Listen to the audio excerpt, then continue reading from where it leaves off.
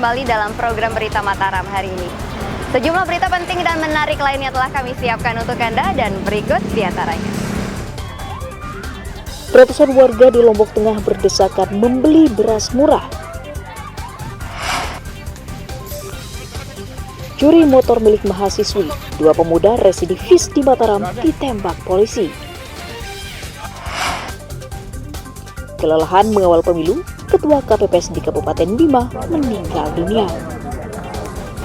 Bersama saya Rahayu Japar dan inilah Berita Mataram selengkapnya.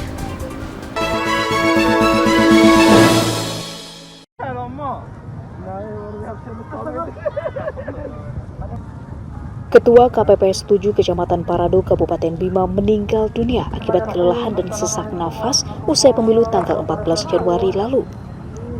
Syamsul Rizal meninggal setelah mendapatkan perawatan medis di Rumah Sakit Kabupaten Bima sejak tanggal 15 Februari lalu. Sebelumnya, Syamsul Rizal bertugas sebagai Ketua KPPS di TPS 7 di Kecamatan Parado, Kabupaten Bima. Ia juga menjadi KPPS yang diprotes simpatisan caleg yang berujung perusakan TPS dan pembakaran kertas suara. Ia divonis kelelahan oleh tim medis karena terlalu memforsir diri untuk mengawal pemilu tanpa beristirahat. Kalau dilihat dari riwayat bisa saja terjadi mungkin dari pihak kesehatan, tapi kan kita memperhatikan dokumen yang diberikan oleh tim medis pada saat itu dalam kondisi sehat kan? Ya, dalam kondisi sehat. Emang keluhannya apa dia Pak? Itu ketika di rumah di puskesmas ya? Pada awalnya kita belum mendapatkan informasi terkait dengan keluhan itu. Syamsul Rizal dimakamkan Minggu pagi di pemakaman umum di kampung halamannya di Warna Isak tangis keluarga dan kerabat. Tim Liputan melaporkan dari Kabupaten Bima.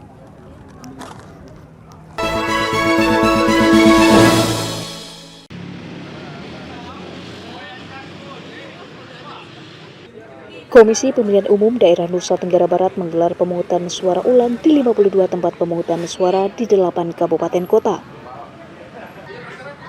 Pemilih ulang digelar secara bertahap, mulai dari Kota Mataram, Lombok Timur, Lombok Utara, Lombok Tengah, Kabupaten Sumbawa, Kabupaten Bima, Kabupaten Dompu, dan Kota Bima. Pemilu digelar atas rekomendasi Bawaslu dan laporan warga karena ditemukannya dugaan kecurangan dan kesalahan administrasi karena warga yang mencoblos di luar DPT. Pemungutan juga digelar pasca kejadian kericuhan yang disertai pembakaran dan perusakan surat suara di puluhan TPS di Kecamatan Parado, Kabupaten Bima sepekan lalu. Tahapan pemilu digelar mulai tanggal 21 hingga 24 Februari. Total PSU kita di NTB itu 52 TPS yang kita lakukan PSU. Yang paling besar itu adalah kita akan melakukan PSU di Kabupaten Bima, tepatnya di Kecamatan Parado. Di situ ada sekitar 34 TPS. Jumlahnya 34 TPS kita akan melakukan pemungutan suara ulang di sana. Untuk logistik kita sudah siap.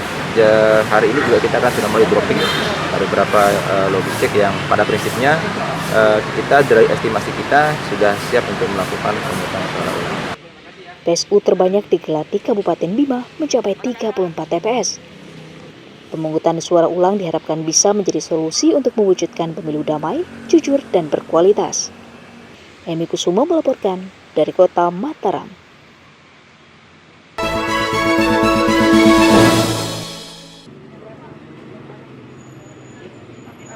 Pemungutan suara ulang di 6 wilayah di Kota Mataram dipantau langsung oleh anggota Komisi Pemilihan Umum Republik Indonesia. Pemantauan dilakukan dengan mengecek suasana dan kesiapan logistik di TPS serta melihat tingkat partisipasi warga mengikuti pemungutan ulang. Bawaslu merekomendasikan 6 TPS agar menggelar pemungutan suara ulang di 2 kecamatan, yakni Kecamatan Sandubaya dan Mataram. Warga hanya mencoblos ulang pada pemilihan presiden dan wakil presiden saja karena adanya kelebihan suara diduga akibat masuknya DPT tambahan.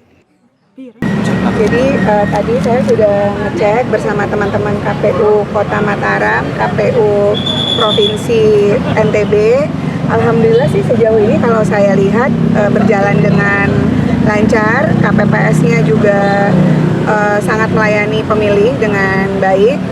Kasus kenapa terjadi PSU di sini karena ada pemilih yang di luar ketentuan menggunakan hak pilihnya pada saat hari pemungutan suara tanggal 14 Februari 2024.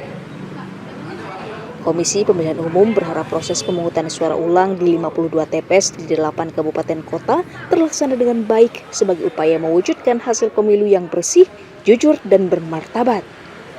Emi Kusuma melaporkan dari kota Mataram.